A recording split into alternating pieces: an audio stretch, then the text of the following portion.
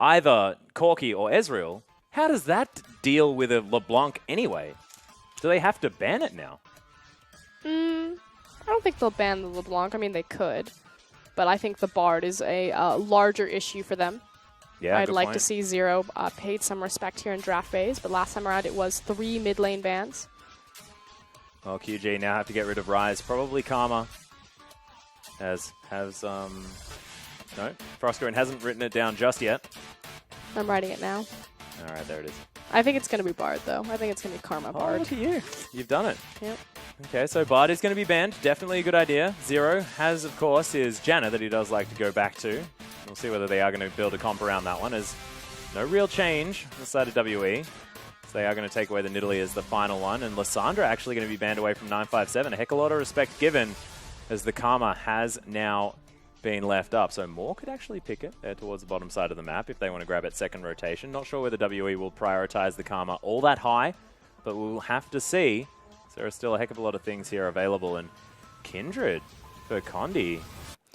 Reminder that the last priority pick for Team W is going to be between that Poppy and that Graves. So we do see that the Graves is being hovered now. Yep. No surprises. Yeah, pretty standard stuff here. Of course, the Condi played fantastically on that Graves, and there's the fact that the champion has just been so consistent. I mean, you've spoken about Condi being consistent, but Graves as well. I mean, we've seen him in all different sort of early game scenarios, still managed to come up trumps when you hit that mid game. The Warrior enchantment, the fact that you don't have to rely on getting those stacks or anything like that, the fact that you're not relying on skill shots landing or anything to do with your team comp apart from maybe a little bit of CC, still beautiful to see. And of course, all of that AoE damage. I just think that Graves is the champion to look out for in the jungle at the moment. There's also the red side Graves, what's what I'm looking for, jungle pathing available. Level 3 gank is very strong on him from red side in particular. Blue side, it's more about just heavy farming Graves, and that's the other thing is the flexibility of that champion to look for a very heavy farm style, to look for a gank style, which is something that we see trending through kind of all of the top tier junglers, Kindred, Nidalee, and Graves. But just think he's got a bit more kill pressure early on. Because, again, it's not necessarily so dependent on that skill shot like the spear.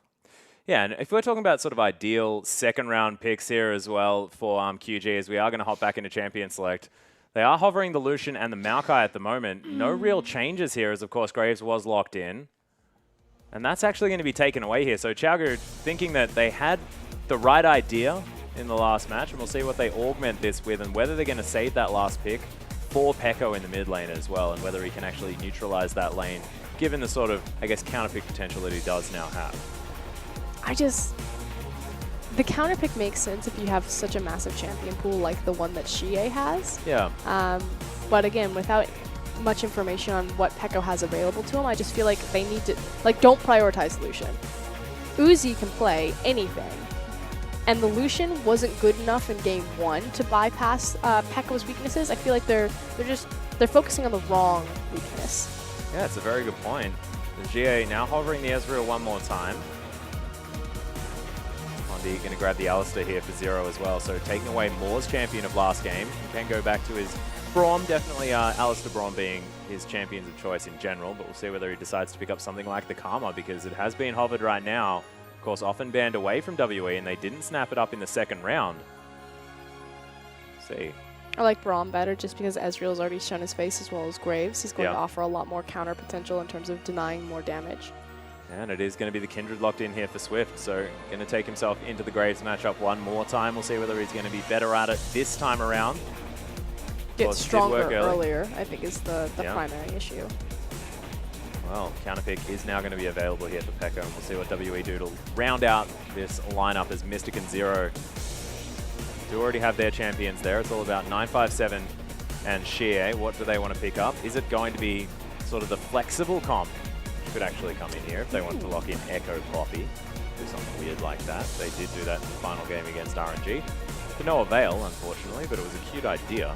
Spawn liked the comp a lot. I like this comp a lot. I like Azir as kind of an answer towards an enemy Kindred. We talk about the respite and swipe. You feel so happy that you use it. Naturally, that's when Kindred lays down the Lamb's Respite, and then Emperor's Divide comes in and pushes you all off of it, except for your team. So you get the only benefit, use that champion against you. I do want to make note, though, that picking Azir into Maokai Sometimes not the greatest idea. Again, Maokai is going to thrive against a lot of splash damage or kind of AoE damage using his Vengeful Maelstrom. Yeah. Actually, pretty optimistic decision here from GA. But of course, if you do manage to use that Emperor's Divide to sweep the Maokai out, yep, possibly get some extra damage there towards the rest of the members remaining on your side. That of is one. a Lucian mid lane. Oh my god. See? What did I tell you in game one? Very flexible here as Peko has decided to pick that one up. And look, AD carries have historically done okay. The likes of Ezreal into Azir was something that we had seen in the past. I say, you know, going back quite a while to when, you know, the initial rise of the Emperor of Shurima. But he will have a lot of early game power, theoretically. Yeah, you know, he's going to have a lot of early trading potential. Probably one of the few champions that will be able to trade with Azir early on in the lane phase. The nice thing about Azir or Lucian into Azir is how he's going to use his Relentless Pursuit. So we talked about all this time. Early levels, Azir, he needs to have you at arm's length. And he'll send out his Sand Soldier and he'll try to get a Thunderlord's proc onto you. But if you Relentless Pursuit underneath that Sand Soldier, he has nothing. He can't do anything to stop you. And Lucian, with your double tap passive, can really punish that lane matchup. So watch for kind of a level 2, I don't want to call it an all-in, but watch for a level 2, like, I'm asserting my dominance right now. And also watch for Peko to be a little bit more, I mean, aggressive in this lane as well, now that he has a heck of a lot more comfort on this champion as well. I mean, this guy is an AD carry, now playing an AD carry in the mid lane. And look, more often spent a lot of time out of Peko's lane. So the man understands what to do when he's alone. No. So, you know, 1v2 situations, because he will probably be up against Condi a fair bit of the time as well, are not something that he's really had too much of a problem with. The issue comes later on into lane phase when Azir is just going to be free wave clear and it turns into a farm lane, and just what Azir is going to offer a team versus what Lucian is going to offer a team. You know, if Peko is able to get ahead. And kind of snowball lead, stay ahead of the clock, or if it's just going to become a neutralized lane, Azir is going to have far superior, more consistent wave clear, more consistent AoE damage, more utility in terms of the Sun Turret, of the Emperor's Divide, and all of the tools that he's going to offer a team collectively versus Lucian. Yeah, there's also the fact that they have a heck of a lot of AD damage and not a lot of magic on the side of QG's roster as well. So, I mean, itemization here for the tanks of WE is going to be pretty easy. And look, when it's a Poppy who can freely build Sunfire, Cape, Iceborne, Gauntlet, who's going to kill her? No, yep, completely agree. Basically no one here, as we are onto the Rift, ladies and gentlemen, for game number 2 between QG and WE. GA and Peko are going to at least face off here for the moment. It is going to be a Doran's Blade start, nothing fancy out of Peko. I thought Corrupting Potion could potentially be a thing, as he does like shooting his opponent quite a lot. But deciding that he just wants to grab a Doran's Blade, feeling the comfort once again as Moore is going to land the Winter's Bite here onto Mystic. He may need to level up the Arcane Shift here as the stun is going to come through. Boomerang comes down as well. The Exhaust is there. Heal has to be popped. Has to use the Flash as well, as I believe he'd already skilled up the Mystic shot. Bad news bears there for Mystic. Both summoner spells very early. Yeah, and he didn't need to use both summoner spells. Thought that he could get out, but the Sivir passive doing quite a bit of work there to make sure that the concussive blows was procced off of Winter's Bite. But he could have just initially flashed away and conserved his heal. Yeah, or like initially queued up the Arcane Shift, gone over the wall. And he had Q to check the brush when walking in. Yeah. Well, 957 was walking on a ward. This is what we talked about at the top of the analyst desk, however, is QG being more proactive with their level 1 wards, making sure that Uzi is getting that matchup that he wants. Well, I mean, this is a pretty aggressive way to do it here as Condi and 957 lose the little Krug. Not going to be able to pick up the big one as it resets, but Moore's just going to continue to be frustrating, just trying to deny this one as best he can. That Krug going to help him out in this 2v2, pseudo 2v2, as he's borrowed a teammate. Condi able to throw some shotgun pellets into Moore, but he's going to be A-okay for now. Just being frustrating as the smite does get used. Condi going to lock that one down, and Moore just going to continue rotating through. Yeah, continuing to chase them around the map. Meanwhile, the lane swap has been initiated. Key difference, though, is that Mystic will be splitting experience with Zero up there, Ezreal and Alistar sharing the lane, versus Uzi, who's getting so much solo EXP. Yeah, most certainly is. It is going to be the red falling down, but Moore still trying to get the work done. Oh, that was actually only the Q-Bolt, so not going to actually get the passive. Concussive Blow is not going to go off onto Condi, and successfully grabs his jungle, but how much time has been bought here as Swift actually fighting the Graves. Dancing forward once again, the red buff doing work. Wolf there at the same time, and Condi has to flash. Such a power play here from QG early on. Yeah, more. Stepping up massive, buying enough time for Swift to complete his red buff and then walk across map to join him, bullying Condi out of the Raptors and forcing Graves back. We'll see if they continue to contest more camps. Yeah, and GA as well. I mean, there's the trading potential of Pekka, who's already used his potion. GA has used both of his now as well, and they've worn off. So a lot of trading available from this Lucian. And notice how he's posturing with his Sand Soldiers. That last one that went up from Xie was actually right next to Azir. So there's no movement or space underneath. And that's what we were talking about. When the Sand Soldier goes up, Relentless Pursuit underneath, the gank comes in from the side, immediately forces the flash. But before, Xie was like Sand Soldier right next to him. I dare you. Yeah, and he'd actually already used his exhaust as well. So Pekka really been playing with fire here. The teleport Lucian. I didn't notice that. I'm trying not to. I wonder whether he's got any AP. This should, you know, Rusty should be here. The AP Lucian enthusiast.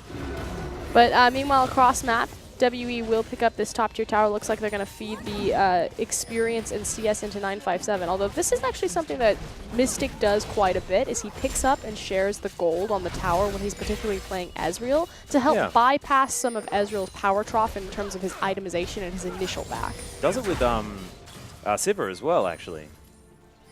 Does like to just pick up a little bit of that early gold, and you can see actually falling behind in that farm because Uzi's had so much time on his own, the rest of QG just wandering around, trying to put pressure onto GA. And they are going to be able to grab this turret. You can see Uzi not going to be able to grab any of the experience from it, and actually, in fact, just letting it stay up. Stiff Breeze will take that tower down. Real interesting play there, though. Normally you'd want that extra gold on that back, right? Yep. Would have been a possible extra longsword there potentially for Uzi. It does allow Uzi to continue to farm the lane, however. And we do see that Mystic is in his power trough because he just has his tier boots and Doran's available, whereas Uzi has longsword, Cole, and Doran's blade. So perhaps keeping the tower up in terms of trying to elongate the lane phase, give Uzi a bit more 2v2 against a tier Ezreal. It is definitely an unorthodox way to get the standard lanes, but does entirely achieve what you were saying was going to be what QG were looking for here this game. Like it a lot. Mystic, however, just going to shove the lane into him. Uzi just going to pick these ones up underneath the turret. We'll see how it eventuates as we move forward. Yep, Moore doing a good job setting up the creeps for Uzi there. Making sure to tag the back caster creeps once, so the tower will take them down for an easy last hit. Oh, beautiful. And I'm going to explain that on cast because you don't know how many times in solo queue my support doesn't do that for me. Remember, folks, it's 2 hits on the melee minions with the tower, then auto attack. Support hit, tower hit on backcaster. It's the people that get too enthusiastic and start doing it to the melee minions as well. It gets really frustrating.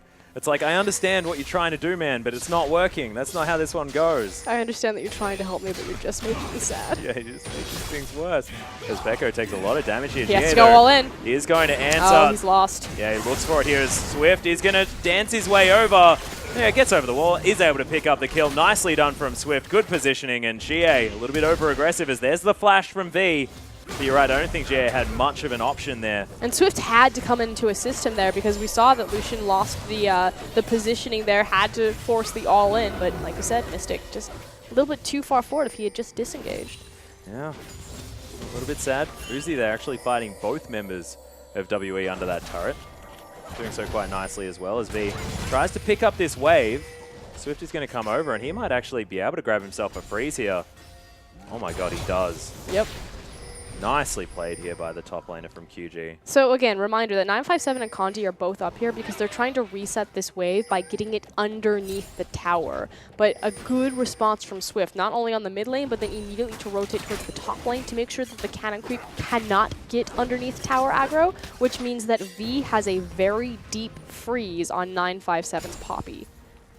And I'm not even sure whether it is going to freeze, but he will be able to build a gigantic wave heading towards that turret. So if QG are able to take down the bottom outer turret and switch that top lane, that bottom lane towards the top side, could be pretty cute.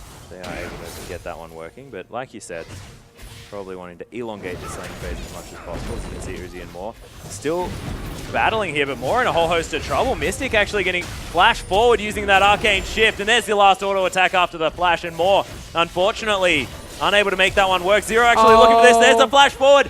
Does have the last auto as Uzi's actually trying to make this a 1-for-2. He is going to come in there as the teleport is a little bit earlier there from Peko. 957. Now he's going to get the flash, but doesn't quite get the stun against the wall. Sand Soldier going to come over the top, and GA going to lock down the kills. Now Peko 1 versus 3, but does have a lot of damage. Serrated Dirk actually picked up. That is going to be his mid lane adaptation, so a lot of early game power. And in comes Swift. Condi now maybe overextended here as Peko. Lots of damage with that piercing light. QG stave it off. It's a 1-for-1. I do want to talk about 1-for-2.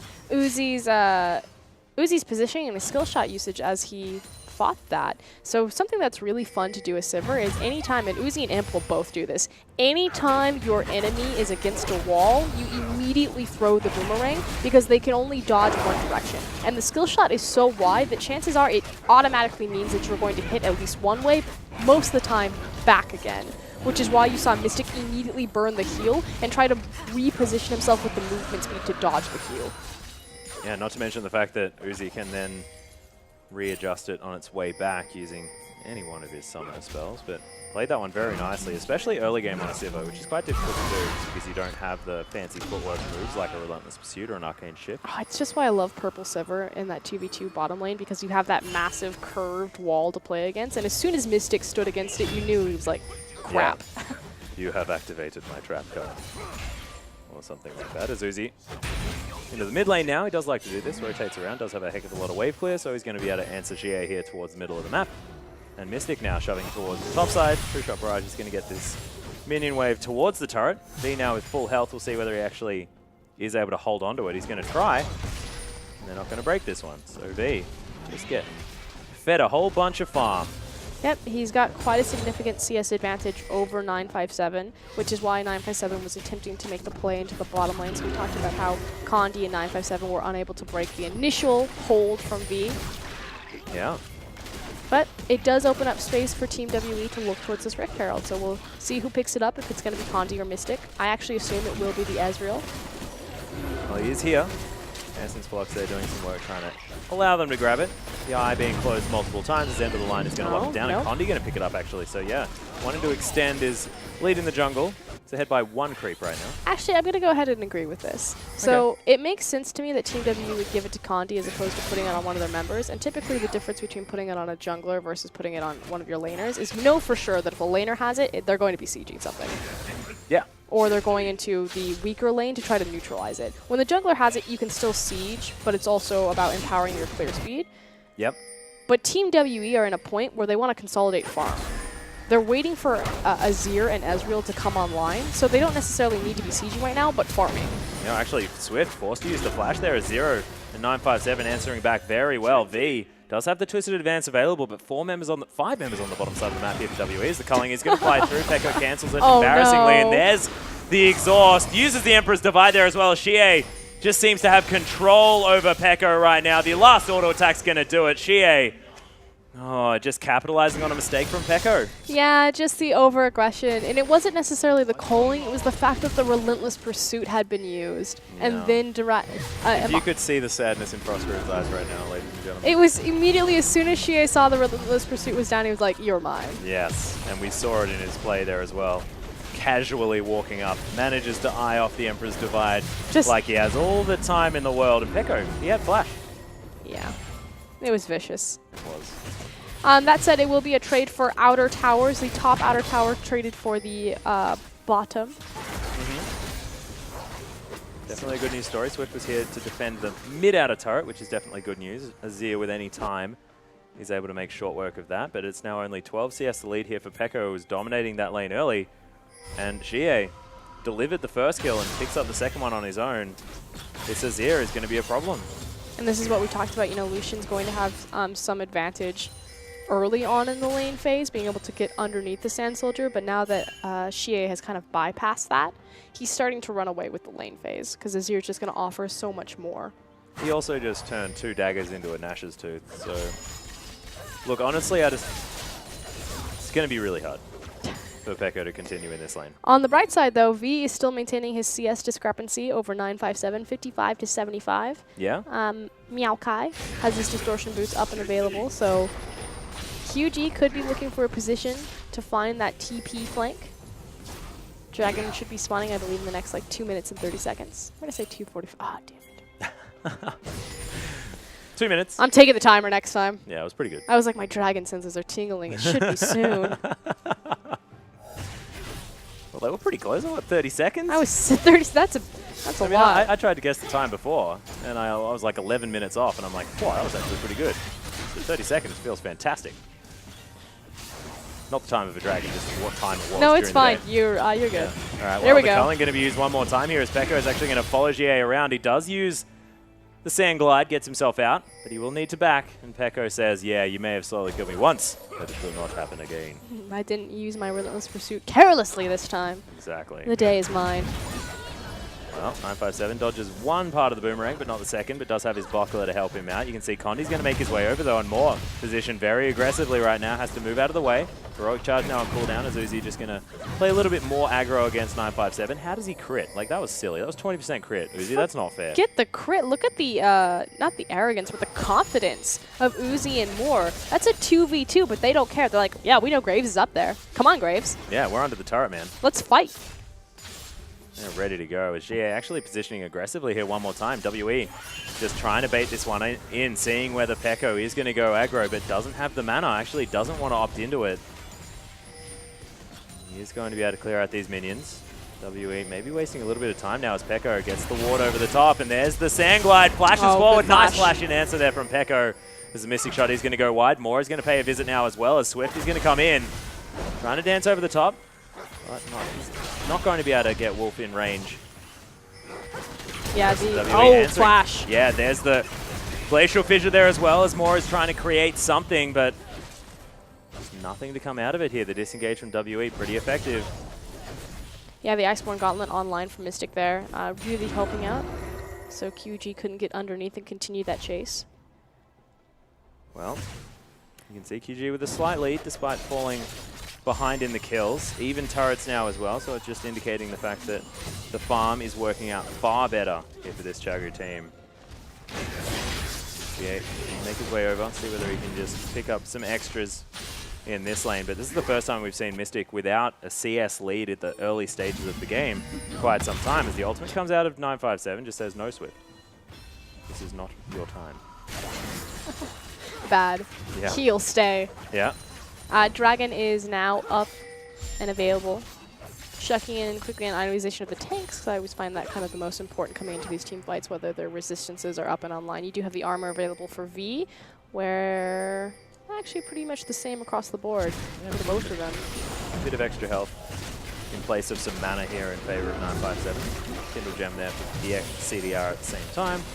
Well, you're right. Not a whole lot to write home about. It is going to be neutral objectives traded here. Chagu are going to be able to pick up the Dragon, grab their second of the game. A bit of extra turret damage going to be pretty good, but Rift Herald, let's see how it's going to be used here on the map for WE. Looks like we're also going to attempt to trade inner turrets. QG collapsing onto the bottom side. They are bringing Swift, whereas meanwhile Team WE have Azir and Condi up in the top side. Yeah, well, this inner turret is definitely going to fall down. You can see Mystic's actually trying to take down the outer turret in the mid lane as V is looking to defend here. GA has a lot of turret damage as well as Condi. WE have a very small time frame where they can really execute on this, because certainly QG will be sending members back. Here comes Swift. Yeah, Swift is going to make his way in, but not able to answer that one. The Rift Heralded minions doing a little bit too much work, but there are the pings going down as GA actually looking for V. The exhaust goes down as he tries to catch up, but just can't do it. Swift is going to make his way in. Emperor's Divide is actually going to get dodged by the Twisted Advance. GA with a rare misplay and is going to pay the price. Far too aggressive right there, and now QG continuing the chase. Yeah, Condi actually uses the collateral damage to create some distance, but I have a feeling this Graves is not long for the world. Uzi just throws a boomerang at him.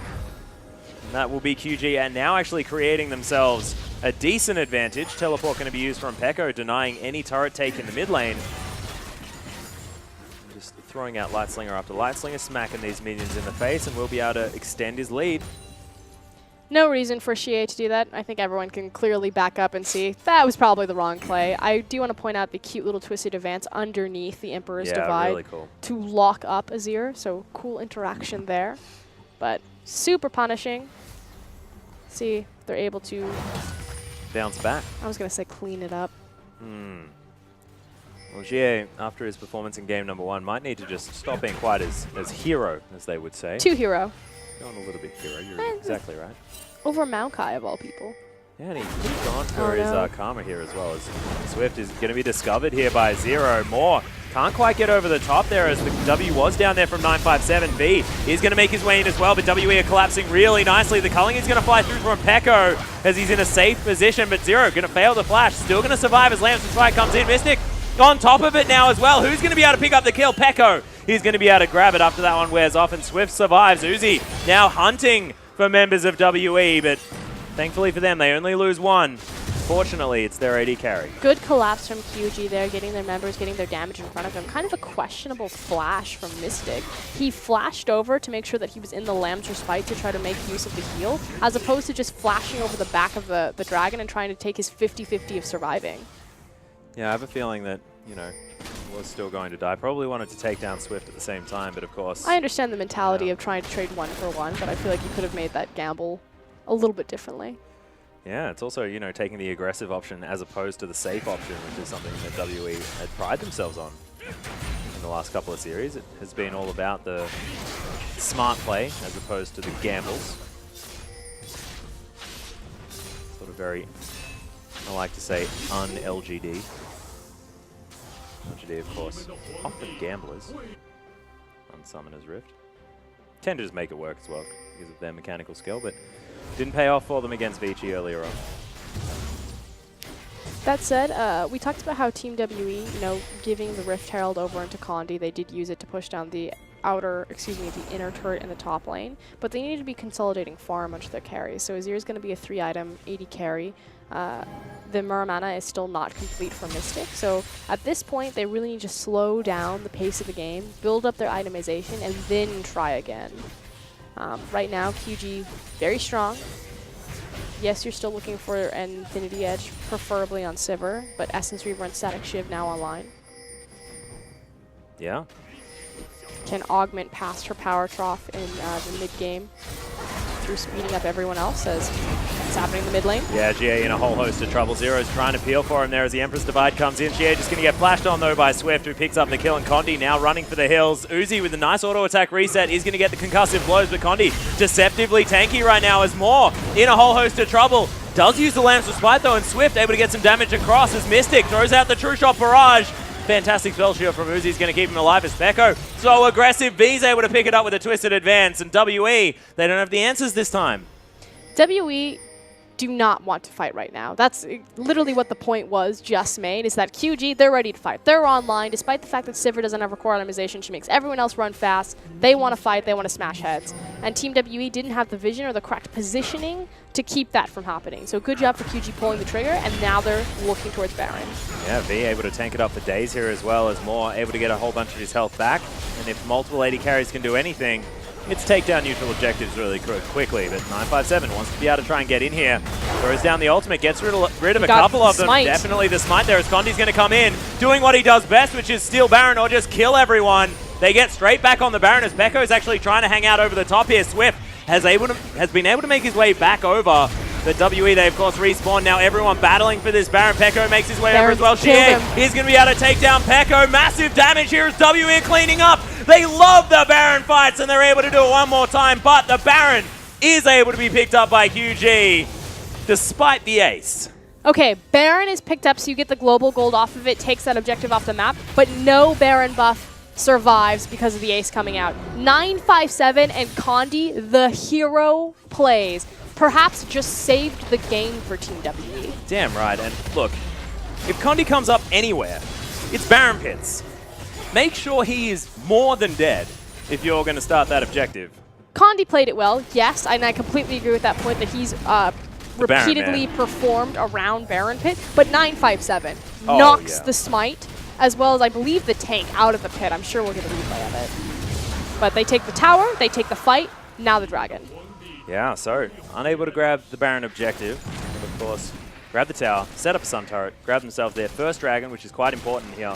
Slowing down QG. Third would have been very important for them as well because they like the movement speed. They want to get their tanks, their front line in there, of course, augmenting the extra movement speed from the Sivir as well. So, really nicely played by WE, and this is a much more even game. Under 4,000 gold now the lead. And WE, they wanted to get past this stage of the game. They're doing so nicely as the Boomerang is going to get eaten by 957. He says, I don't care. I mean, they're effectively waiting on one more item out of Xie's Azir before truly coming online. See how QG work with this window of opportunity that they have. Because, like we said, despite the fact that they lost the Baron fight, don't have the Baron, they still very much have the gold lead as well as the pushing power. Feeling good. Feeling great. And Infinity Edge almost there for Uzi as well. Xie going to eat a culling, saying, I'm really upset about this. Sand Soldiers are going to eat through Pekko, though answers the trade beautifully as there's a nice flash out of the way of the flash pulverize from Zero. I believe that was a pulverized flash, actually, that was flashed out of the way by Pekko, so nice timing. And again, what we mean, the difference is that you can flash during the animation windup of the pulverize. Thanks very much for asking. Yeah, it's super cool. Back to you on the desk. You can also do it with Lee Sin in his Dragon Rage kick. You can, repositioning it as you would like. It's pretty cool, actually. That is probably the best one. As far as flashing before doing an ability is concerned, that is ideal. Of course, Xie showing us yesterday that you can also do it mid-distortion, which is disgusting. Showed us that today, honey. Sorry, yes. And by yesterday, I mean last game. It's all right. What year is it? 1692. Xie. Back in the mid lane now, clearing out minions. Ah, you just pulled a Rivington. I did. Dyrus in the mid lane. Farming creeps. That's how we do. Play by playcasters. After we say something stupid, we just talk about something that's going on in the game. Easy peasy. Looks at the screen. What's happening? Yeah. We barely know, but we're doing the best we can. No. Ah. Mystic actually going aggressive here onto Moore. Zero's waiting around, but decides that the pink ward is a little bit more important, and Uzi is actually pushing here towards the bottom side of the map. QG actually dealing with all of the lanes at the moment. But the defensive vision is much better here for WE, and in fact, the vision has been something that WE has been in control of throughout this series. I want to quickly touch on something, though, because Uzi has just now backed, and he's completed his Infinity Edge. So the CS difference, 212 to 289. We expect this out of Uzi, especially when he gets his hands on a champion like Sivir. He's very good at consolidating farm into his open and waiting arms. Sivir's online, though. That is the core build. That is the massive AoE ricochet crit damage. And look, it's important that 957 has been able to pick up the Randuin's Omen. I mean, there's not a lot in his build that he has to build in, like as far as things like magic resist are concerned, because of course no magic damage deal is on the side of QG apart from V potentially. But it's going to be negligible considering the fact that he is a tank. So 957 is going to have a lot on his plate, and the Randuin's Omen fantastic for the slow as well against Uzi. But more importantly, he just needs to be able to tank up this Sivir, keep her away from the rest of his team so that Ricochet doesn't kill everyone ever. Yep, 100% agree. It's probably one of the few times that Randuin's Omen is a cost-efficient item right now. Yeah. Even the active hasn't been seeing as much use. Of course, Elises do like to build it, repel in and slow people down. Now who's stealing spawns points? Haha. We've actually just been seeing it a lot. I don't know. Weird one. QSS, of course, probably what Uzi's looking for next. Could potentially be a Hex Drinker as well, considering the amount of consistent magic damage. We've seen a lot of Ezreals doing this as well. The third item will be the Blade of the Ruined King, completed for Mystic. He's one of the few Ezreals that actually really likes to stack up his passive fairly early into the team fights and really abuse the attack speed buff.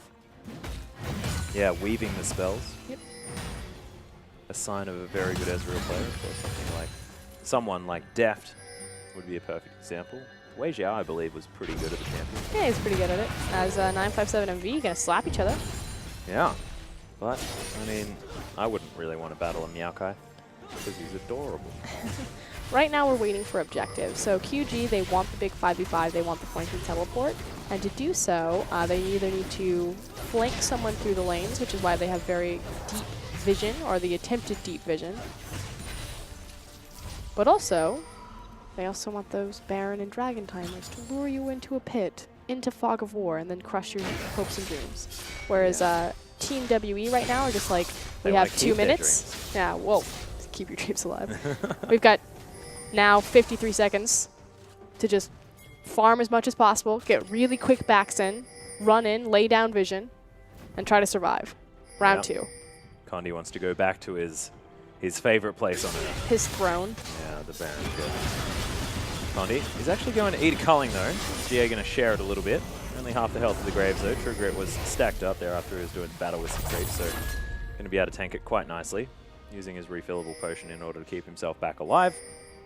Of course, his Hunter's potion. There's more. Oh, not going to find the Winter's Bite. But he's going to be able to scout out the enemy team. You can see WE actually grouping up quite nicely. Teleport at the ready for 957. It's really important that they don't walk into Fog 4. That sounds really obvious, but the idea is that most of their damage right now is going to be Azir, and he needs to have his Sand Soldiers set up. So things like this, they should just give it away at this point, or attempt a slight steal, but there's no reason to walk into this 5v5. Well, Unbreakable is actually going to block the True Shot Barrage. Somehow, it was sort of sideways, but I did like that it worked. And QG are going to be able to consolidate that one. Collateral damage was thrown out, but unable to find it either. So Condi loses out on that one. Yes, yeah, with an interesting maneuver. Gets himself over the wall. Yeah, what if that fails? Yeah. What if he just messes it up and then he just ends up headbutting the wall, I think is what happens. A lot of embarrassment. We giggle a bit, and then we move on, I think. Or he dies. And it'd be really, That's really what I was bad. waiting for, because he threw himself one way and then he went back the other direction. What if he kept going? Just straight over the wall, right into... It just keeps on that trajectory indefinitely. It's like, you screwed up, man. Head straight into the enemy fountain. That'd be bad. Don't want to punish people too much. As he is looking for the Zhonya's Hourglass as his third item, just to make sure he can, you know, Sand Glide in there and then golden himself up, even more the golden chicken than he otherwise would be. To make sure he can engage, which is actually quite important. Sometimes we'll see, I mean, it's not a rare or unique item on Azir, but sometimes we've even been seeing an earlier death cap, just because he's going to stand back and throw out his Sand Soldiers. Yeah. But the idea is he's so key to disrupting QG's composition and how it works, either pushing Sivir away or removing the Maokai or taking complete claim of the Lamb's Respite, that he needs the Hourglass because he has to be proactive with the Emperor's Divide. This is not a sit back and chip at you Azir. This is a, I need to get my face in there and make plays Azir. Yeah, and it's actually really cool as well, because QG do have a lot of consistent damage on this roster, what with 380 carries, so being able to try and get that heavy-hitting punch first up in the fight, definitely a good idea. But you can see QG actually had quite a considerable lead. Not so much anymore as WE looking to try and take down Pekko. There's the headbutt. The Pulverize comes in as well, nicely timed as he's trying to run away, but nice. Nothing doing. Just really beautiful CC chain from Zero to make sure that he didn't... ooh, hold on. Yeah, actually, there's the wallbang as well under Swift. He will have to use the Lamb's Respite most likely. Actually dances out of the way, does still have it, and puts it down now. But he will be moving out of the way. The Sand Soldiers are going to be there, and 957 picks up another one. Massive picks all across the board as Uzi now fighting with WE. Flashes out of the way. Really good positioning here from the AD carry behind his tank line, but 957 hunting now for the Sivir. There's the wallbang. This Poppy's so big. My God, GA is going to knock away V. Now caught in the red pit is more. One more auto attack from GA is going to do it, and WE have torn this game in half. V now the last man standing. Condi kiting out of the way. How did this even happen? Disaster for QG at every turn of the map. And frankly, QG just failed Uzi there. Uzi was in perfect positioning. He got behind his team. He saw that Swift was caught out. He saw that Pekko was caught out. He tried to make something happen, and his tank line left him to die.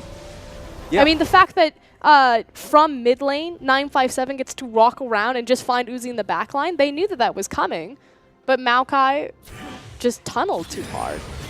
Yeah, it's just like, hey guys, you be dead.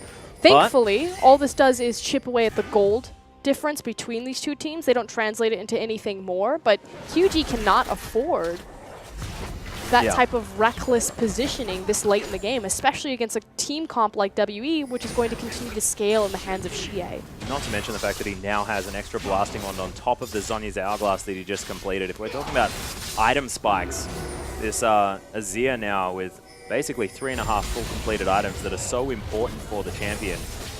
I mean, The Void stuff probably going to be great as well, but I mean, it's only a couple of more Malmortiuses and some Spectre's cows that he has to worry about as Pekko now has to deal with 957, who's just having the time of his life this game, kiting around the Lucian, just having the worst time ever. Mystic Shot is just going to flat out miss as Ezreal's there, but 957 says, look, mate, I am so big, I literally care about no one on this map. Just there for some moral support right there. Meanwhile, the rest of Team WE, again, not looking towards the Baron because they don't want to put QG in a 5v5 scenario, but continuing to attempt to siege and to pull QG around on this map, picking them out with superior shot calling. Yeah. 4-0-6 now for the top laner of WE. 4-1-4 as well for Condi, so just massive top half of the map scorelines here for WE, and we've spoken about a team that is so able to switch around where they have their points of power. This is their bottom lane not doing so well. I mean, 1-4-2, that is not Mystic's best performance on the Ezreal, but the slack's been picked up by the rest of WE. Really on the back of Condi and Xie again, who are going to be the primary enablers. Yes, Zero and Mystic tend to pick up on late games, but it's kind of like, it's that perfect baton pass. So yeah. Condi has it early game, throws it to Xie, they get the snowball going, and it buys time for Zero and Mystic to build up their items and then just take over the late game, which despite Mystic and Zero's scoreline, they're actually doing really well in this late game. They certainly are, but there's the twisted advance. QG trying to get in there. The Emperor's Divide comes down as the Culling's trying to do some work. WE actually softened up quite a lot right now, but Moore is basically dead beat. Still continuing to try and find this fight as Uzi. Very, very healthy. Xie going to make his way out. It's a really nice spell shield from Uzi to try and keep this one up, but QG, they might just try and grab themselves this dragon in 20 seconds, but they're not able to find a kill. Yeah, a little bit too close together for Team WE. Ate a lot of ricochet damage. Uzi very healthy, was doing a ton of crits to the backline, so need to spread these team fights out a little bit more in terms of just the surface area to make sure that they don't just get ravaged by W. Yeah. And I like that you use surface area, ladies and gentlemen. Keep that in mind if you have any biology tests. 50% of the answers will be that. Surface area? Surface area. The best. Condi? He's going to go over the wall, and he's going to attempt to steal it with Smite, and then ult himself back over. Nope. He's just going to take it as the teleport's coming in from QG. Swift has to use the Lance for Spite, buying some time for the teleport here as V's made his way in. He's just going to immediately try and disengage those. Condi over the top, takes down Swift. Now Uzi has to deal with this. Graves who's just dashing on top of him. Massive damage comes in as V now just going to seclude himself from this fight. GA, gigantic Emperor's Divide's going to get rid of Uzi, and that is so much consistent damage dead. WE just orchestrating these team fights so wonderfully. And Moore is going to complete the ace. WE could go for Baron. They could go for the win. This team looks so good. They're rotating towards the top lane where they have the massive creep wave, so death timers, super punishing from QG. I believe the latest one, or the earliest one, is going to be 33 seconds and 20 seconds on Swift and Moore, respectively. And that's a Thornmail done here for 957 as well. There is no way that he's dying to anything. I don't even think a turret can scratch him as this inhibitor is going to fall down. This most definitely is going to be game as Zero's going to tank up the turret. Nexus turrets are falling here as well. All 5 members of WE bearing down on the second Nexus of this best of 5 series. This third place looking definitely under fire from WE, and a fantastic play in this game number 2.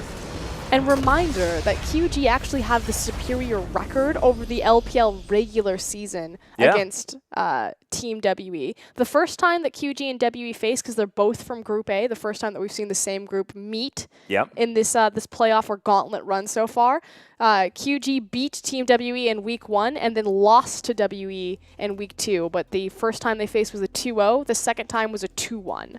Yeah, and it's actually really interesting because it was the very first week of the LPL that QG first met up with WE, and then the very last one that they met up the second time around. So it just shows the evolution of WE here as well. The fact that they were a very, very new team. This was a team that had only just been put together, a whole lot of brand new players, 957 standing out like a sore thumb as one of these sort of fantastic guys that was relatively unknown moving in, sort of a solo queue top laner here from China, just playing his little heart out. Of course, that last game, I mean, I'd be pretty surprised if he didn't manage to pick up something like an MVP there. The Poppy was just phenomenal. So it's just really cool just to see the evolution of WE. Yeah, in particular, that Baron play. Oh, yeah. We have to go back to that was really the swinging point for Team WE to get their foot back into this game because QG were running away with that. What, a 4K gold lead? And suddenly Condi and 957 rock up to Baron and just punt 2 members, including the Smite, out of the pit. And more importantly, because they punted out the the tank as well as the jungler, so denying that smite, although Swift was able to get back into position, find the correct smite, so good job on him. But it meant that the rest of QG were closer to the Baron and had to absorb so much splash damage. And it just wrecked them for the incoming team fight. Yeah, it was really beautifully done. So nicely played by WE towards the end of that one. But QG do have a lot that they can take away from that one as far as positives are concerned, because Peko did much better on an AD carry there in the mid lane. Did he, though? Well, look, GA did manage to pick up a solo kill after a pretty unfortunate play using the Relentless Pursuit there from Peko. But he was ahead in farm the majority of the game, and that is definitely a good idea. But it just seems to be that WE are still not caring about fumbling the early game, and then coming back with superior team fighting and orchestration around the rest of the game. Yeah, superior team fighting against the likes of QG. Yeah, well, that's a really good point. That's the thing to underline. But we talked about this as kind of like the baton. You know, Condi and Xie, they get it early, and they take full control. Condi's always going to have really aggressive jungle picks. They're prioritizing this every single time between both teams. And then Mystic and Zero are set up to take over late game. Yeah, really beautifully done. But ladies and gentlemen, we are going to throw it to a short break. When we come back, it is going to be game number 3 and match point for WE in this third place match. Don't go anywhere.